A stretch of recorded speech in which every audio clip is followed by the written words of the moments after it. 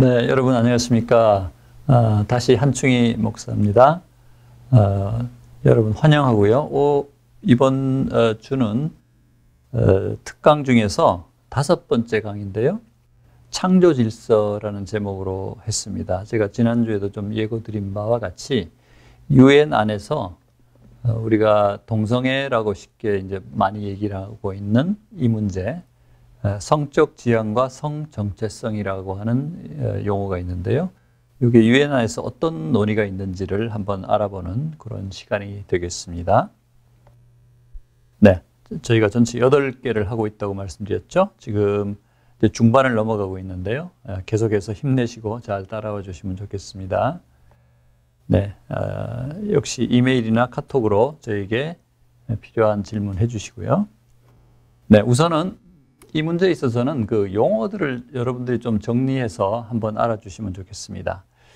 이 유엔이나 국제사회에서 이 동성애 문제를 얘기를 할 때는 항상 요 두 개념들이 합해져서 쓰고 있습니다. 영어로는 Sexual Orientation and Gender Identity라고 하는 두 용어를 쓰고 있습니다. 한국말로 번역을 한다면 성적 지향과 성정체성 이렇게 번역할 수 있겠죠. 과거에는 섹슈얼 오리엔테이션, 성적 지향이 먼저 사용됐는데 추후에 젠더 아이덴티티가 들어가서 지금 그러니까 전부 5단어죠. 요게 늘 한 뭉치로 같이 다닙니다. 네, 따로 떨어지지 않고요.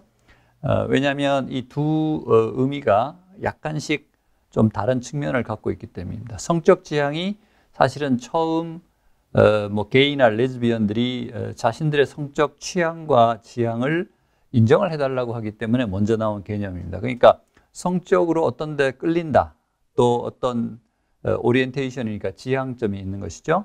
그러니까 남자가 남자, 여자가 여자에게 호감을 가지고 끌리고 어떤 관계를 가질 수 있다는 주장입니다. 그것이 섹슈얼 오리엔테이션의 의미이고 처음 요게 많이 제시가 됐던 것입니다. 이 인권이나 유엔에서요. 그 다음에 이제 후발해서 나온 개념이 성정체성이라는 것입니다. 젠더 아이덴티티. 자신의 성적 정체성을 자신이 결정할 수 있다. 남녀가 아니고 새로운 젠더, 새로운 어떤 성이 있을 수 있다는 주장이죠. 여기에서 남녀를 넘는 소위 LGBT 개념이 나온 것입니다. LGBT는 첫 번째 그 네 단어의 첫 번째 글자를 딴 것이죠.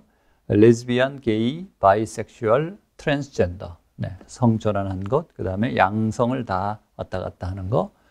이렇게 했는데 이 LGBT 개념은 1988년 정도부터 많이 통용이 되고 그 뒤에는 거의 동성애를 지칭하는 표현으로 굳어졌습니다. 유엔에서도 LGBT라고 많이 씁니다.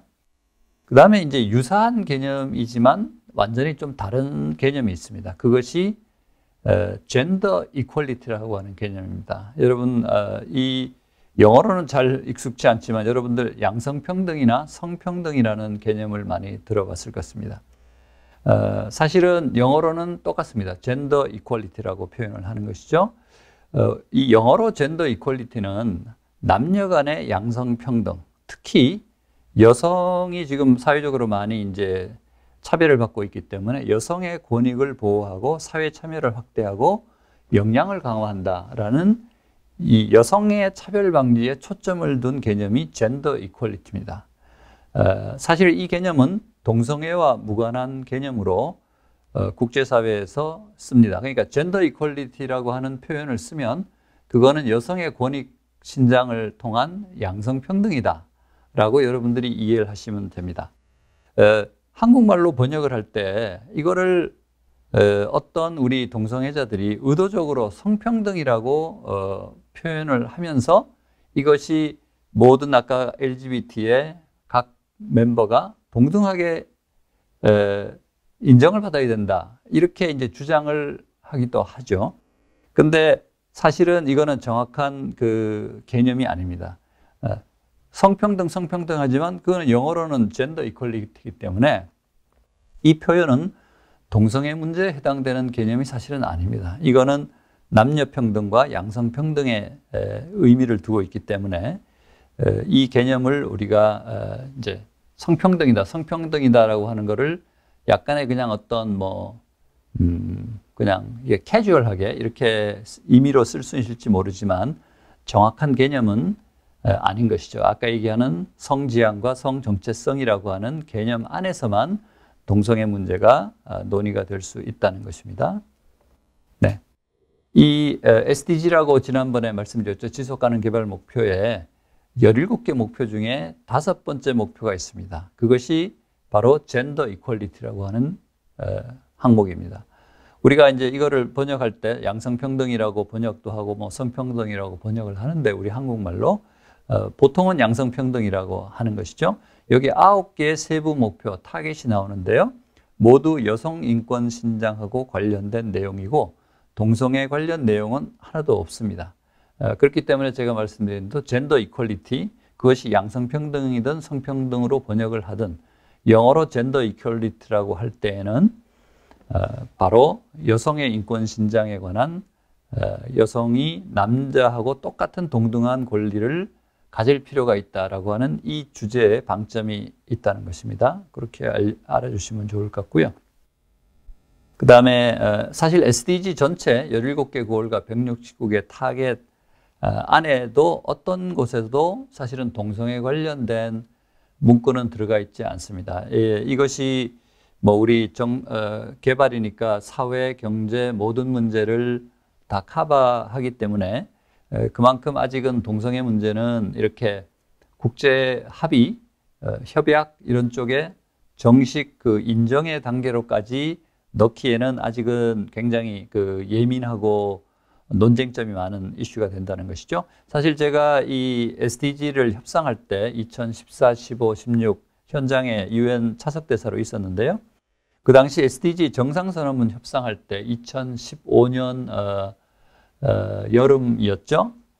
봄, 여름인 때 한 가지 그 동성애적인 함의가 있는 부분에 관해서 협상에 격한 대립이 있었던 것이 있었습니다.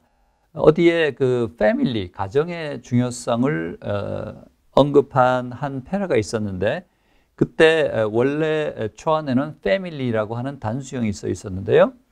서방에서 이 동성애 지지 쪽에 많은 서방 국가에서 이거를 복수로 해야 된다라고 families라고 하는 복수를 해야 된다라고 이제 제안을 한 거죠. 역제안을. 근데 아랍권, 그다음에 아시아, 아프리카의 많은 나라, 또 중국, 러시아 이런 쪽에 강한 반대로 인해서 복수로 하는 것은 관철이 안 됐습니다. 그래서 그냥 단수 패밀리라고 했었죠. 상당히 그 논쟁이 많이 있었던 요거를 제외하고는 동성애 관련 내용은 SDG에서 협상 과정에서나 또는 실제로 다루어지지는 않았다라는 말씀을 드립니다.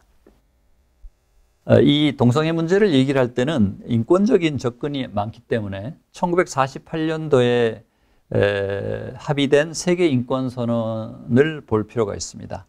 거기에 2조에 보면은 인종, 피부색, 성, 언어, 종교, 정치적 견해, 출신 그리고 재산, 출생 또는 다른 지위 구별 없이 모든 인간은 똑같은 권리와 자유를 누릴 자격이 있다라고 합니다. 여기에 이제 세 번째 성이 나오죠. 이때 아마 성은 48년도에는 이런 동성애적인 개념이 없이 남과 여의 섹스를 의미했던 걸로 봅니다. 여기 끝에 보면 출생 또는 다른 지위라고 되어 있죠. other status. 요거는 어떤 사회적인 지위나 특별한 이때에는 동성애를 염두에 두고 쓴 것은 아니라고 생각이 듭니다. 이 소위 초안을 작성했던 사람들은요. 그런데 동성애 지지자들은 이제 추후에 바로 이 other status가 성적 지향까지를 포함한다라고 주장을 하게 되는 것이죠. 예, 이렇게 좀 모호한 표현을 가지고요. 그리고 3조에 보면은 모든 인간은 생명권과 신체 자유, 안전을 누릴 권리가 있다라고 되어 있습니다. 여기 얘기하는 생명권, right to life라고 하는 개념이 바로 성적 지향이 다르다고 그래서 사형을 시킬 수 있느냐라고 하는 그 어떤 형법에 나와 있는 그 조항이 잘못됐다. 이 세계 인권 선언과 정신과 맞지 않다라고 주장하는 하나의 이제 일종의 원용되는 조항입니다. 네, 생명권.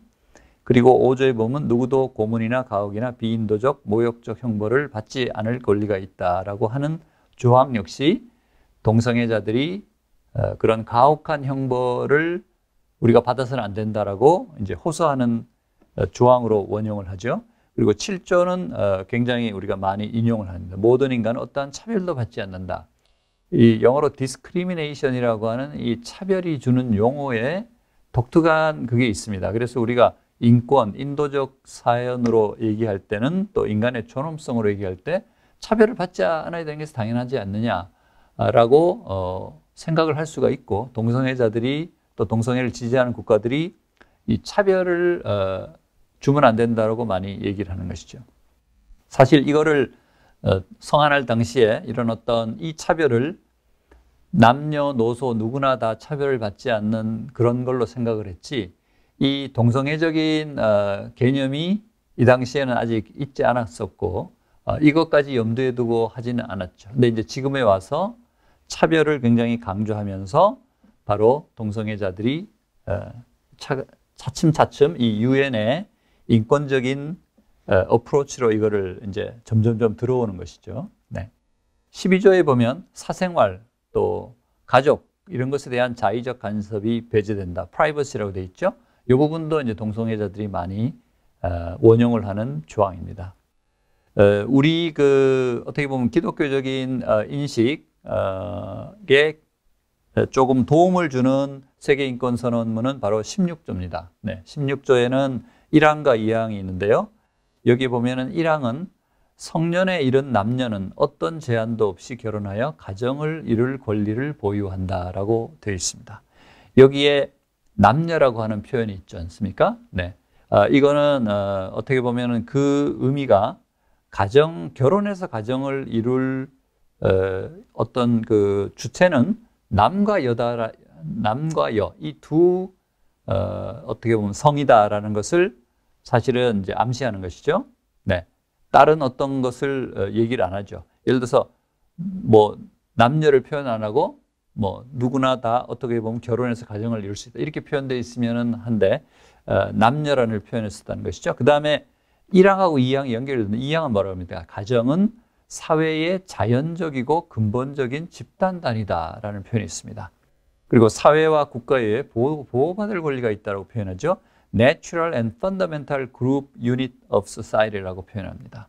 네, 표현이 상당히 의미 있게 나와 있는 것이죠. Natural and Fundamental Group이라고 하는 게.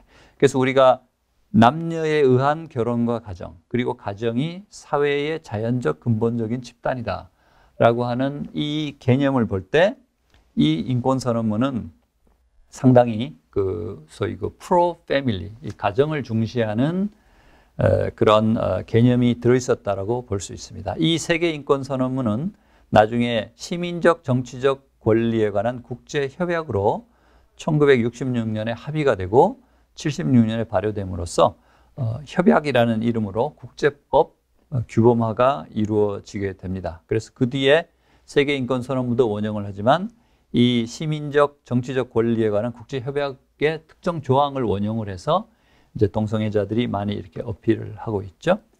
자, 유엔 안에서 이것이 어떻게 논의가 되어 있는 걸 한번 보겠습니다. 45년 유엔 창설 이후 거의 한 94년까지는 동성애 논의가 유엔 안에서 거의 없습니다. 네.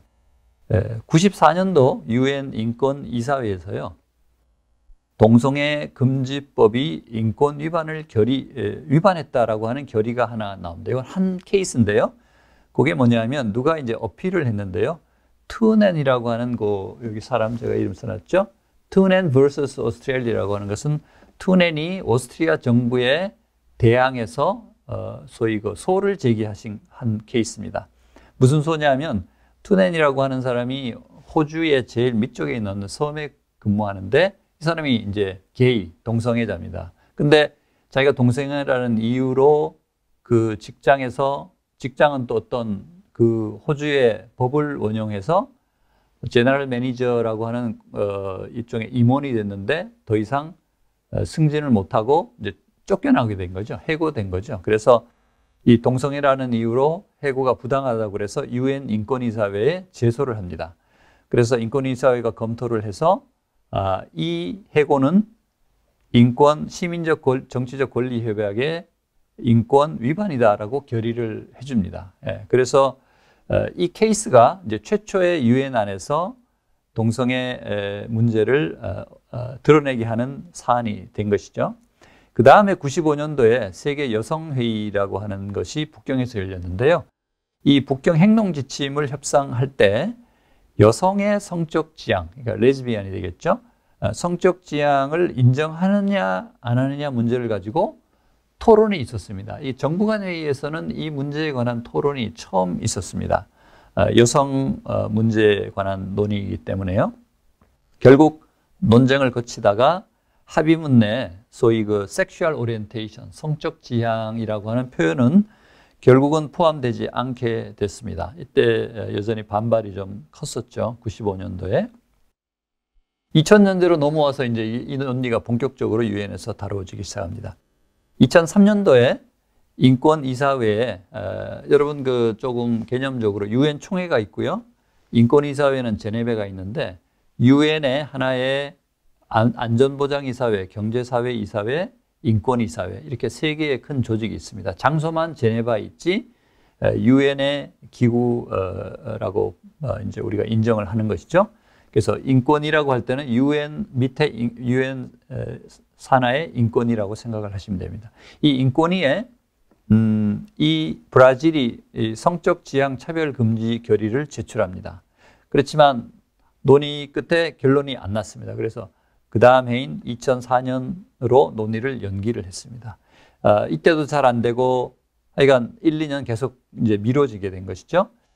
이때 2006년도 11월경에 인도네시아의 족자카르타라고 하는 도시에서 그 당시 동성애를 지지하는 조금 진보적인 인권단체들이 다 모였습니다. 그래서 여기서 이 성적 지향과 성정체성에 관한 어떤 원칙을 우리가 만들어내자. 그래서 상당히 그 포괄적이고 구체적인 원칙이 천명됐는데요.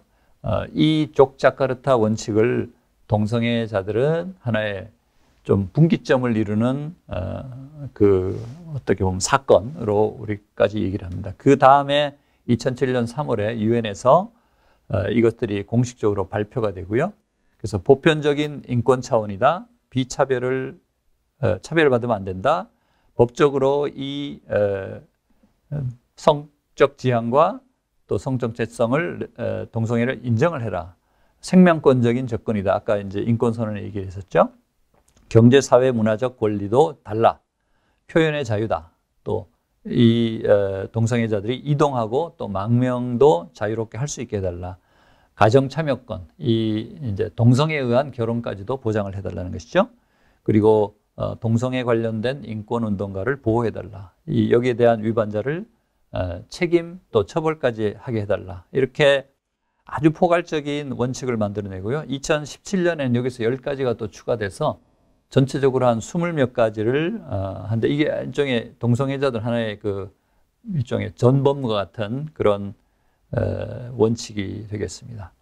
바로 이어서 2006년 12월에 인권위에서는 노르웨이가 제출한 성적 지향과 성정체성에 따른 인권 이것이 이제 인권 위반이다. 이것을 제대로 보호해주지 않으면 인권 위반이다라고 하는 내용의 공동 성명을 인권위에 제출을 합니다. 이때 성적 지향만 있었는데 성정체성이 들어가면서 논의 개념이 확장이 됐다고 제가 이제 써놨는데요. 이 인권위에 제출된 포괄적인 어떤 공동 성명은 처음이고 여전히 제가 제목에 공동 성명이라고 되어 있지 않습니까? 결의로 고전에 브라질이 추진했는데 잘 안 됐지 않습니까? 그러니까 아직 결의로 이 문제를 하기에는 좀 이르다는 판단에서 공동 성명으로 제출이 됐고요. 일단 채택이 됐습니다. 이제 채택이 됐다는 것은 더 많은 국가가 여기에 지지를 표명했다는 것이 됩니다. 결의라고 하긴 아직 어렵고요.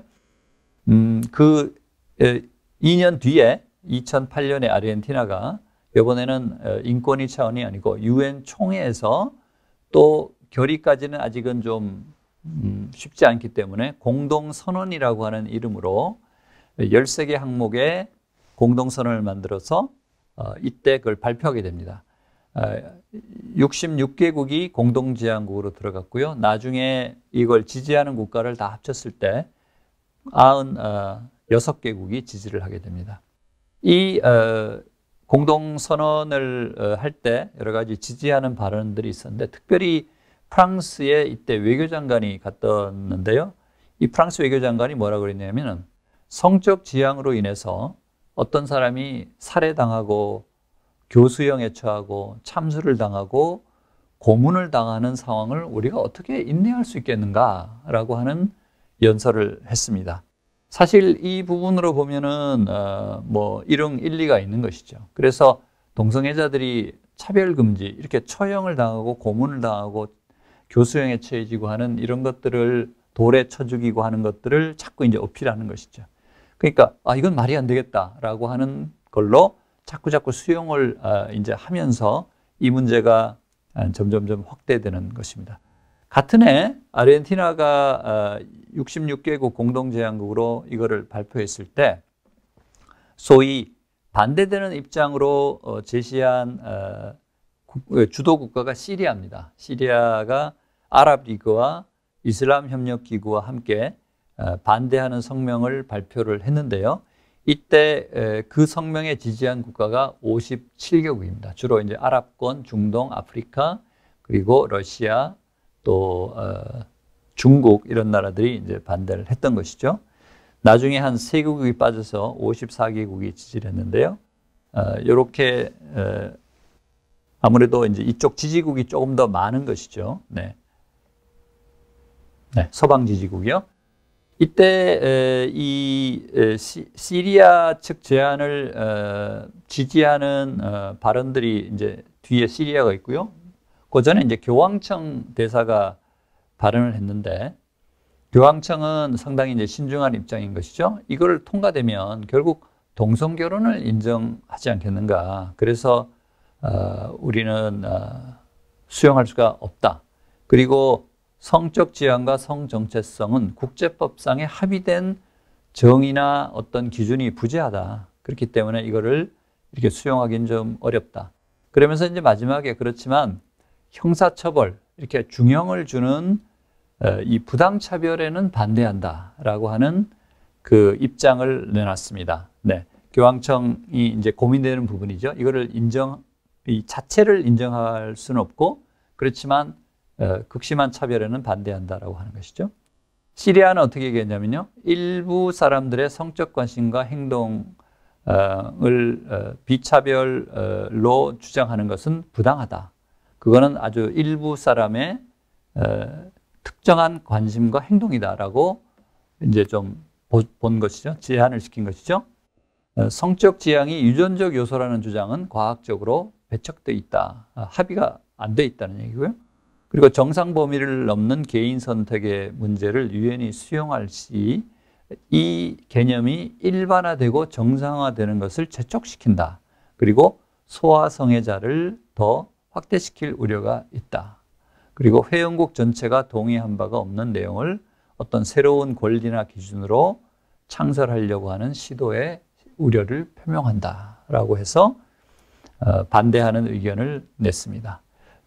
이때는 성명과 선언으로 됐기 때문에요. 어떤 것도 정식 결의로는 채택이 안 됐습니다. 아직은 조금 이제 조심하는 그런 상황이죠. 2010년도에 유엔 총회에서 하나의 그 결의가 있었는데 사실 요거는 뭐 성적 지향과 이 동성애에 관한 결의는 아닙니다. 이 처형, 이기제큐션, 이 어떤 살해를 하고 처형을 하는 데 있어서 취해법적이고 약식, 자의적인 처형을 반대한다는 그런 결의가 있거든요. 일반적인 결의가. 그 안에 새로운 요소로 성적 지향을 이유로 처형해서는 안 된다라고 하는 조항을 하나 넣는 것입니다. 이것도 처음에 실무협의에서는 빠졌다 넣었다 여러 가지 엎치락뒤치락을 하다가 결국 마지막에는 포함이 된 것이죠. 이것도 그 동성애자들은 봐라, 이 처형, 이런 자의적인 처형에 성적 지향이 들어가 있지 않느냐, 반대하는 데 있어서 그렇게 이제 강조를 하는 것이죠. 2011년에 인권이사회에서 이제 몇 가지 그 조직적인 어떤 이 문제에 대한 결의가 나오는데요. 성적 지향, 성 정체성을 뭐 인정하는다 안 한다 이런 직접적인 접근보다도 각국이 어떤 차별적인 법을 갖고 있느냐, 또 어떤 관행을 갖고 있느냐를 조사를 해서 보고서를 냈으면 좋겠다라고 결의를 올렸고요. 그것이 통과됩니다. 그래서 남아공이 주도를 했고요. 요게 사실은 결의로는 유엔 총회에서 요 문제에 관한 국한된 결의로는 처음 이제 채택이 되는 것이죠. 인권위사회는 50몇 개국이 합의를 하기 때문에 23대 찬성, 19대 19 반대, 세 국가가 기권을 해서 통과가 됩니다. 그리고 그해 12월에 여기에 관한 보고서가 발표가 됩니다. 이 내용을 보면요, 이 여러 가지 그 살인들이 일어나고 있는 케이스가 나와 있는 대로 뭐 온두라스가 31건, 자마이카 1건, 남아공 2건, 그리고 인도, 이라크, 터키에서 가족들이 자신들의 어떤 가족의 명예를 훼손했다고 살인을 한다거나, 그리고 OSCE 유럽 협력 기구에서 22나라에서 44건이 살해당했다. 또 유럽 우에서도 네덜란드, 스웨덴, 포르투갈에서 그런 사례가 있다라고 하는 이제 우려를 표명했고요. 강간, 고문 등 증오성 비인도적인 잔혹한 폭력에 우리 동성애자들이 노출되고 있다. 그리고 76개국에서 동성애자를 범죄로 취급하는 법을 가지고 있다. 그중에 최소한 5개국이 사형제를 가지고 있다라고 보고를 합니다. 그리고 고용, 건강, 교육, 표현의 자유, 가정, 공동체, 관계 인정 등에 있어서 차별이 존재하고 있다라고 보고를 합니다. 그 다음에 2013년도에 또 인권이사회에서 성적 지향, 성정체성 관련해서 차별을 대항하는 최적 관행이 뭐냐, 각국이 어떤 좋은 제도를 갖고 있느냐를 또 보고를 하도록 결의를 합니다.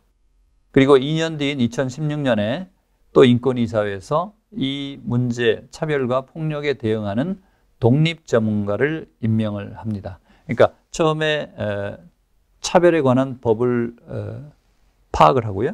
그 다음에 어떻게 하면 좋은 대항이 있었는가를 또 파악을 하고 그 2년 터울로 이제 계속 하는 것이죠. 그 다음에 독립 전문가를 임명하고, 그래서 점점 이것이 하나의 어떤 법적인 또 어떤 관행적인 그런 것이 될 수 있도록 자꾸 이제 앞으로 나가는 것이죠. 인권이사회가 이런 것들을 하고 나서 12월에 보통 유엔 총회에서 인권이사회의 활동을 보고서 형식으로 만들고 그것을 그대로 채택하는 그것을 보통 많이 합니다. 그러니까 어떻게 보면 유엔 총회가 이제 인권이사회의 내용을 추인했다고 볼 수 있기 때문에 그 이슈 자체를 가지고 별도의 결의는 하지 않지만 인권이사회의 보고서를 채택하는 개념으로 이제 하는 것이죠. 이때 보통은 무수정으로 채택을 많이 합니다. 근데 논쟁점이 있는 이런 이슈들은 몇 개의 나라가 수정을 시도를 했는데 결국은 채택이 안 되고 원래 내용대로 그대로 채택이 됐죠. 2014년, 15년에 인권이사회에서는 또 동성애적인 이런 내용하고 조금 약간 반대되는 가정에 대한 보호, 저희가 아까 세계인권선언에서 말씀드렸잖아요. 가정이 성장과 행복을 위한 자연스러운 환경이 되어야 되고 자녀를 우선시할 필요가 있다라고 하는 내용이 있는데 여기도 똑같이 또 체결이 돼서 이거는 상당히 그 동성애를 반대하는 국가에서는 의미가 있는 결의가 됐던 것이죠. 네. 유엔 내 최근 논의사항의 큰 쟁점은 세계인권선언의 정신이 무엇이냐는 것입니다. 차별을 금지하고 생명권을 존중하고 하지만 또 한편으로는 남녀 간의 평등을 기본적으로 하고 그리고 남녀 간의 결혼, 남녀 간이 이룬 결혼에 의한 가정의 중요성도 여전히 강조하고 있다는 것입니다. 동성애 지지층들은 사형과 같은 중형 또 사회에서 그런 차별을 받는 이거를 인권 문제로 이슈화를 해서 일단 유엔 안으로 들어오는 것이죠. 그래서 이 비례성의 문제가 나옵니다. 과연 이 정도의 벌이 사형에 해당되는 것이냐라고 하면서 동성애자들은 이게 너무 과도하다라고 처음 시작을 하는 것이죠. 그래서 사형 등 중형의 차별 금지 문제와 LGBT 동성애자 그리고 동성결혼을 인정, recognition 하는 것은 사실은 좀 다른 차원의 문제인데 동성애자들은 차별 금지를 하면 안 된다라고 하는 그 내용으로 들어가면서 사실상 그것이 인정을 받은 것이다라고 연결시키는 그런 어떤 전략을 쓰고 있는 것이죠. 전술을. 네. 각국의 종교적, 사회적, 문화적 전통을 존중하는 문제와 보편적 인권 규범을 적용하는 것의 상관관계가 무엇이냐. 이것도 이제 상당히 논쟁점이 되는 것이죠. 네. 아랍 지역 또 어떤 그런 중동의 어떤 전통을 우리가 존중해 줘야 되느냐. 오히려 보편적 인권이 중요한 것이냐. 이제 이렇게 되는 것이죠. 국내 문제 불간섭 원칙이 이것이 적용이 되는 것이냐. 이런 논쟁들이 있습니다. 유엔에서는 사실은 차별 금지가 많이 논의가 됩니다. 이제 이 이슈 자체, LGBT 권리를 우리가 그 자체를 인정하실까 하느냐 문제는 유엔에서는 상당히 신중합니다. 총회에서 아까 제가 인권이사회 보고서만 채택이 됐지 총회에서 이 이슈만을 다루는 그러니까 뭐 이거는 안 된다, 이것을 인정한다라고 하는 어떤 총회 차원의 별도의 결의는 없습니다. 네. 아까 말씀드렸듯이 지속 가능 개발 목표, Sustainable Development Goal, SDG에서도 구체 조항이 없었다고 얘기했죠. 2030년까지 전 세계의 경제사회 환경 문제를 모두 망라하는 데 있어서 이 문제는 다루어지지 않습니다. 유엔에 가보면 가끔 이 이슈가 이제 불거집니다. 그러면은 서구, 미국, 유럽, 캐나다, 호주, 뉴질랜드 지역과 그 다음에 아랍, 아프리카, 러시아, 중국 간의 첨예한 대립 구도가 일어납니다. 제가 그때 있을 때 평창올림픽 휴전 결의안이라고 하는 문안 협상을 했는데 운동선수들이 여러 가지 성적 지향에 구애받지 않고 차별받지 않는다라는 이런 조항들이 하나 있습니다. 그래서 그거 갖고 굉장히 논쟁을 많이 붙어 있는 그런 상황을 우리가 보게 됩니다. 성경 내의 동성애 관련 부분은 이제 마지막으로 한번 정리를 하고 제가 넘어가겠는데요. 우리 창세기, 레위기, 신명기, 사사기, 또 열왕기, 상하에, 욥기까지 여러 가지 케이스들이 나오는데 대부분 다 악하고 가증된 것이고 또 망령된 것이고 쫓아내고 죽이고 뭐 이런 내용들이 많이 나옵니다. 신약에도 로마서에 순리를 영리로 바꾼다, 또 부끄러운 일이라는 표현이 나오죠.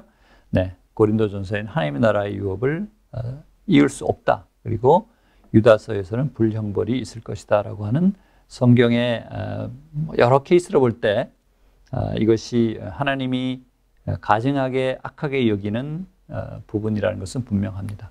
창조 질서를 보면요. 남녀 두 성과 그 결합에 의한 가정만을 인정한다라고 하는 것이 분명히 나와 있죠. 하나님께서 남자와 여자를 창조하고 그리고 생육하고 번성하고 땅에 충만하라고 하는 창세기 1장의 말씀이 있고요. 그리고 창세기 2장에는 뭐라고 합니까? 남자와 여자가 합해서 둘이 한 몸을 이룬다라고 하는 표현이 바로 창조의 원리에 해당하는 것이죠. 그렇지만 이제 최근에 오면서 다원주의, 또 자유주의, 자유선택, 인본주의, 또 상대주의, 포스트 모더니즘, 그리고 존엄성 자체를 다르게 해석함으로써 창조 질서가 훼손이 되고 부정이 되는 그런 상황이 안타깝게 일어나고 있습니다. 저는 생각하기에 자연스럽지 않은 것은 하나님의 원리가 아니다라고 하는 생각을 많이 합니다. 아까 앞에 봤던 로마서 순리를 영리로 바꾼다 이런 표현이 있죠. 내추럴 또 unnatural 이렇게 표현하는데 모든 자연의 원리나 창조의 원리는 자연스러운 것입니다. 내추럴한 것입니다. 창조 질서는 남녀노소 모두에게 자연스러움을 주게 되고 줘야 됩니다. 그러니까 우리가 행복하고 기쁨을 누리고 안락하고 모든 선하고 모든 하나님이 주시는 이런 우리가 누리는 기쁨과 행복은 모든 사람에게 자연스러워야 된다는 것이죠. 똑같이 이해돼야 된다는 것이죠. 하나의 예로 제가 이제 미국에 있을 때 많은 이제 이 관련돼서 얘기를 할 때 많이 나오는 게 동성 결혼을 할 때 그 남자든 여자든 이제 자녀를 가질 수 없으니까 입양을 하잖아요. 입양을 할 때 굉장히 어릴 때 이제 데리고 오죠. 근데 이 입양 자녀가 뭐 초등학교 들어가거나 유치원 들어가면은 그 딴애들의 부모하고 자기 부모하고 이제 다른 것을 느끼는 것이죠. 네. 이럴 때 이 자녀가 뭐 나중에 고등학교 이상이 돼서 커서 중고등학교 이상이 되면은 뭐 이런 이슈를 알고 나중에는 뭐 이해할지 모르지만 아주 어릴 때는 이런 혼란이 있는 것이죠. 예. 제가 얘기하는 포인트는 하나님의 창조 질서는 남녀노소에게나 누구에게나 동일하게 편안함을 준다는 것입니다. 자연스러움을 준다는 것입니다. 어린아이가 어머니의 품 안에서 어릴 때 젖을 먹고 양육받고 케어받는 것이 아이들에게는 너무나 편한 것입니다. 예. 어린아이들에게 이해 못하는 상황을 준다는 것 자체가 이거는 부자연스럽고 창조 원리에 어긋나는 것이다라고 하는 것이죠. 네. 이번 얘기 나눈 걸 뭐 여러 가지 이슈가 있고 용어가 있기 때문에 제가 한번 핵심 포인트를 요약을 해봤습니다. 성적 지향과 성 정체성, Sexual Orientation and Gender Identity, 이게 동성애 문제를 얘기하는 데 말씀드렸죠. 그리고 양성평등 또는 성평등이라고 얘기하더라도 그거는 젠더 이퀄리티에 해당되기 때문에 요거는 남녀에 관한 양성에 관한 문제고 여성의 인권 신장에 관한 문제다라고 말씀드렸습니다. 그리고 유엔이 창설될 때 만든 세계인권선언의 기본 정신은 남녀 간의 결혼과 가정도 상당히 중시하는 기본 개념을 가지고 있다라고 얘기를 했고요. 94년도 이후에 동성애 논의가 본격적으로 시작이 됐고 2006년에 족자카르타 원칙이 상당히 분수령이 됐다 말씀드렸죠. 인권이사회에서는 2006년에 공동성명 그리고 2011년에 차별 관행을 보고하는 결의, 2014년에 차별 대응 방안에 대한 보고 결의, 2016년에 독립전문가 임명으로 하나하나 차근차근 이렇게 진행이 됩니다. 유엔 총회에서는 2008년도에 아까 말씀드린 아르헨티나 중심의 지지성명, 그 다음에 교황청과 또 시리아 측의 반대성명 이렇게 일어났고요. 정식 결의는 아직 채택된 것은 없습니다. 차별금지와 LGBT를 그 권리로서 인정하느냐 하는 문제는 약간의 별개의 문제로 인식하려고 다뤄야 될 필요가 있습니다. 그래서 우리가 사형을 주는 것 같은 아주 극심한 어떤 벌에 대해서는 조금 신중하게 다뤄야 되겠지만 그것이 LGBT를 인정하는 것 그리고 동성 결혼을 인정하는 것과는 다른 문제다라고 우리가 봐야 되는 것이죠. 네. 남녀 간의 결혼에 기초한 가정의 중요성, 특히 최근에 우리가 코로나 바이러스 이후에 가정의 중요성이 강조되고 우리가 가스펠 프로젝트로 이걸 강조하지 않습니까? 이 가정의 중요성을 더 부각시킬 필요가 있고요. 그리고 아까 제가 그 입양한 동성애자들 입양한 어린아이 문제를 얘기했는데 아동의 권리 측면, 아동이 아무 얘기도 할 수 없지만 아동에 관한 유엔 결의 중에 아동의 권리를 위해서 최대한 노력을 하고 보호해야 된다. 이런 부분이 있습니다. 그래서 이런 측면도 강조할 필요가 있습니다.